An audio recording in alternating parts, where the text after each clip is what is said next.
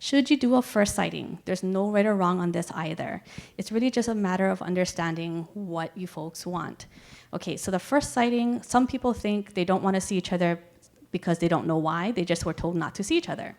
Other people think, oh, it's a superstition. I don't want to, risk anything, and then we have bad luck. Other people are like, oh, it's a tradition, and I thought we're supposed to do that. So it's really just a matter of what you're comfortable with. But if it's a superstition, and you're very superstitious, then it might be worth keeping, because you don't want to play with that if you really believe in it. If it's something where it's a tradition, but you don't know why you're doing it, then I don't think it's a good enough reason to not see each other.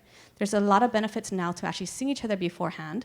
Many couples tell me that they want the day to be smooth, relaxing, fun, and if you folks do not see each other before the ceremony, and the only time you can get your together pictures is going to be between the ceremony and the reception, you now have a definite amount of time that you cannot exceed. Or you're going to push everything else back. Your dinner's going to start late, your food's going to be cold, your photographer's going to be done before the program ends, so you don't want to do that.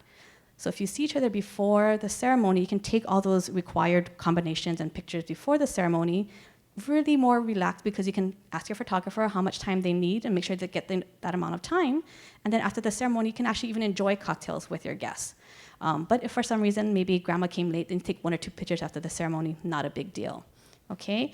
The other thing I think about with the first sighting is if people think, oh, okay, well, I just thought it was bad luck. For me, I try to explain a lot to couples, just a lot of information, and then you folks decide what you want to do.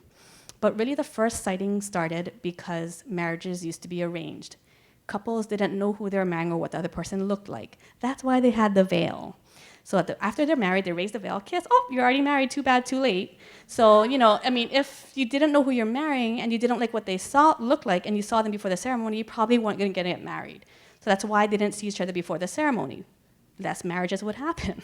Luckily, hopefully, you folks all know who you're marrying and you want to get married, so it doesn't really serve a purpose anymore. So again, if it doesn't serve a purpose for you, you shouldn't do it.